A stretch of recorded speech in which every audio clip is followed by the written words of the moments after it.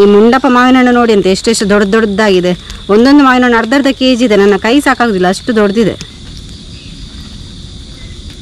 ನೋಡಿ. ನಮ್ಮ ರಸಾಯನ ರೆಡಿ ಆಯಿತು. ಎಷ್ಟು ದಪ್ಪ ಇದೆ ನೋಡಿ, ತುಂಬ ಚೆನ್ನಾಗಿ ಬಂದಿದೆ.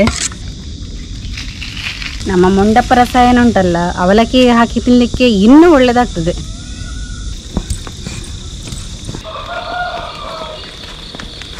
ಫ್ರೆಂಡ್ಸ್, ಈ ಮಾವಿನ ಹಣ್ಣು ನೋಡಿ ಅಂತೆ ಎಷ್ಟು ದೊಡ್ಡದಾಗಿದೆ.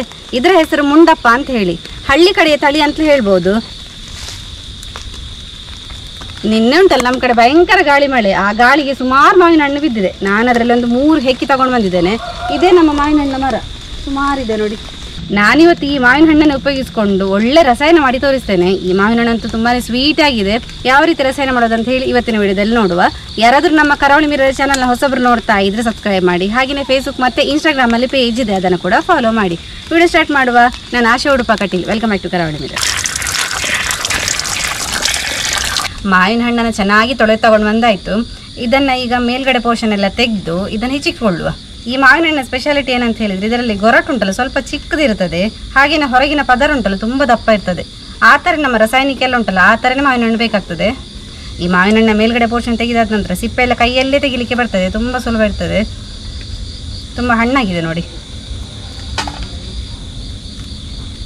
ನೋಡಿ, ನಾವು ಈ ಥರ ಕೈಯಲ್ಲಿದ್ದರೆ ಸಿಪ್ಪೆಯನ್ನು ತೆಗೆದುಕೊಳ್ಬೋದು. ಸಿಪ್ಪೆ ಸ್ವಲ್ಪ ಕಡಿಮೆ ಇರ್ತದೆ, ಒಳಗಿನ ಪೋರ್ಷನ್ ಜಾಸ್ತಿ ಇರ್ತದೆ ನೋಡಿ. ಸಿಪ್ಪೆ ಇಷ್ಟೇ ತೆಳುವಲ್ಲಿರ್ತದೆ. ಇಷ್ಟು ದೊಡ್ಡ ಮಾವಿನ ಹಣ್ಣಲ್ಲಿ ನಮಗೆ ಬೇಕಾದಷ್ಟು ಸಿಗ್ತದೆ ರಸಾಯನಕ್ಕೆ. ರಸಾಯನ ಎಲ್ಲ ಮಾಡಬೇಕಾದ್ರೆ ಈ ಥರ ಮಾವಿನ ಹಣ್ಣು ಸಿಕ್ಕಿದ್ರೆ ಒಳ್ಳೆಯದು. ಇದು ಮಾತ್ರ ತುಂಬ ಸ್ವೀಟ್ ಇರ್ತದೆ. ನಾನು 2 ಕೈಯಲ್ಲಿ ಹಿಡ್ಕೋಬೇಕಾಗ್ತದೆ ಈ ಮಾವಿನ ಹಣ್ಣು, ಅಷ್ಟು ದೊಡ್ಡದಿದೆ.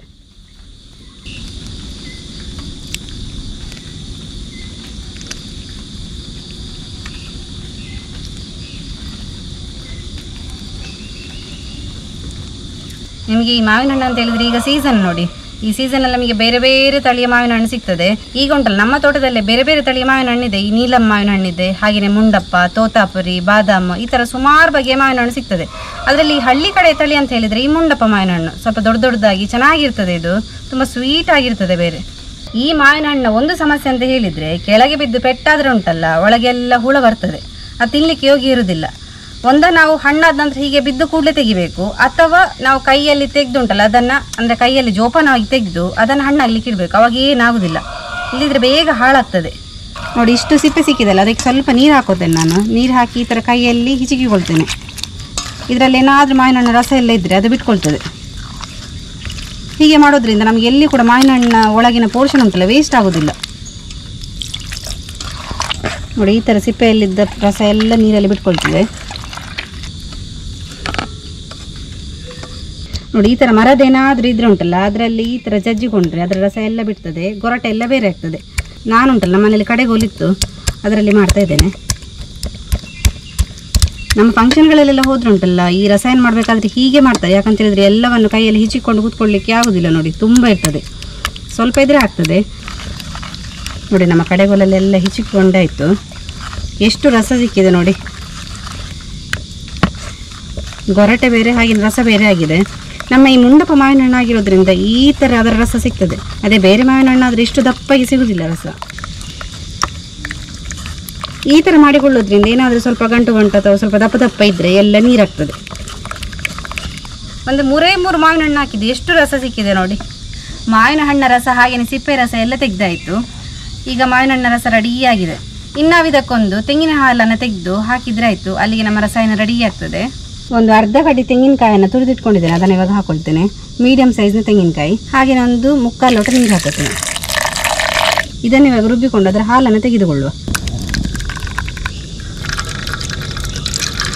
ನಾವು ಒಂದ್ಸಲ ರುಬ್ಬಿದ ತೆಂಗಿನ ಹಾಲು ಸಾಕಾಗ್ತದೆ. ಯಾಕಂತೇಳಿದರೆ ಆ ಮಾವಿನ ಹಣ್ಣು ತುಂಬ ದಪ್ಪ ಇದೆ ನೋಡಿ. ಅದರ ರಸ ನಮಗೆ ಆಲ್ರೆಡಿ ದಪ್ಪನೇ ಸಿಕ್ಕಿದೆ.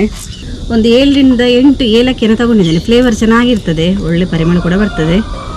ಇದನ್ನೀಗ ಪೌಡರ್ ಮಾಡಿಕೊಳ್ಳುವ. ಒಳ್ಳೆ ಪೌಡರ್ ಆಯಿತು. ತೆಂಗಿನ ಹಾಲನ್ನು ಹಾಕೊಳ್ಳುವ ನೋಡಿ. ನಮಗೆ ಇಲ್ಲಿ 1 ಲೋಟದಷ್ಟು ತೆಂಗಿನ ಹಾಲು ಸಿಕ್ಕಿದೆ. ರಸಾಯನಕ್ಕೆ ಬೇಕಾಗಿ ನಾನಿಲ್ಲಿ 1 ಕಪ್ ಆಗುವಷ್ಟು ಬೆಲ್ಲವನ್ನು ಪುಡಿ ಮಾಡಿ ಇಟ್ಕೊಂಡಿದ್ದೇನೆ. ಇಷ್ಟು ಬೆಲ್ಲ ಸಾಕಾಗ್ತದೆ, ತುಂಬ ಸ್ವೀಟ್ ಬೇಕಾಗಿಲ್ಲ. ಯಾಕಂತೇಳಿದರೆ ಈ ಮುಂಡಪ್ಪ ಹಣ್ಣು ಸ್ವೀಟ್ ಇದೆ. ಹಾಗೆಯೇ ಸ್ವಲ್ಪ ಉಪ್ಪನ್ನು ಕೂಡ ಹಾಕೊಳ್ತೇನೆ.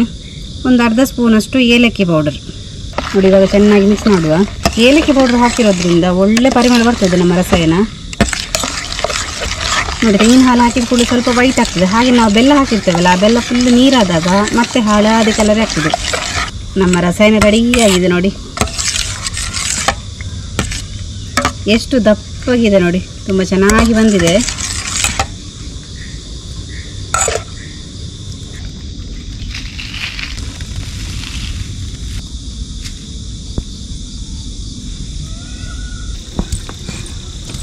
ನೋಡಿದ್ರಲ್ಲ ಫ್ರೆಂಡ್ಸ್, ನಮ್ಮ ಮಾವಿನ ಹಣ್ಣ ರಸಾಯನ ಯಾವ ರೀತಿ ಬಂದಿದೆ ಅಂತ ಹೇಳಿ. ಈ ನಮ್ಮ ರಸಾಯನ ಅಂತ ಹೇಳಿ ಮಾಡಿದ ಕೂಡಲೇ ನಮ್ಮ ಕಡೆ ಹೆಚ್ಚಾಗಿ ಕಾಂಬಿನೇಷನ್ ಆಗಿ ಮಾಡೋದಂತ ಹೇಳಿದರೆ ಈ ಪೇಪರ್ ಅವಲಕ್ಕಿ, ಮೂಡೆ, ಒತ್ತು ಶಾವಿಗೆ ಅಥವಾ ನೀರು ದೋಸೆ, ಇಷ್ಟಕ್ಕೆಲ್ಲ ಒಳ್ಳೆ ಕಾಂಬಿನೇಷನ್, ತುಂಬಾ ಚೆನ್ನಾಗಿರ್ತದೆ. ನೀವು ಕೂಡ ಈ ರೆಸಿಪಿ ಇಷ್ಟ ಆದರೆ ತಪ್ಪದೆ ಮನೆಯಲ್ಲಿ ಟ್ರೈ ಮಾಡಿ. ಹಾಗೆ ಇದಕ್ಕೆಲ್ಲ ಕಾಂಬಿನೇಷನ್ ಮಾಡ್ಕೊಂಡು ಸೇವಿಸಿ, ತುಂಬಾ ಡಿಫ್ರೆಂಟ್ ಆಗಿರ್ತದೆ. ಹಾಗೆಯೇ ಯಾರಾದರೂ ನಮ್ಮ ಕರಾವಳಿ ಮಿರರ್ ಚಾನಲ್ನ ಹೊಸಬರು ನೋಡ್ತಾ ಇದ್ದರೆ ಸಬ್ಸ್ಕ್ರೈಬ್ ಮಾಡೋದನ್ನು ಮಾತ್ರ ಮರಿಬೇಡಿ. ಹೀಗೆ ನಮ್ಮ ಚಾನಲ್ನ ಸಬ್ಸ್ಕ್ರೈಬ್ ಮಾಡಿ, ಸಪೋರ್ಟ್ ಮಾಡಿ, ಫಾಲೋ ಮಾಡ್ತಾ ಇರಿ. ನಾವು ಇಂಟ್ರೆಸ್ಟಿಂಗ್ ವಿಡಿಯೋದೊಂದಿಗೆ ಮುಂದೆ ಸಿಗ್ತಾ ಇರ್ತೇವೆ. Thank you.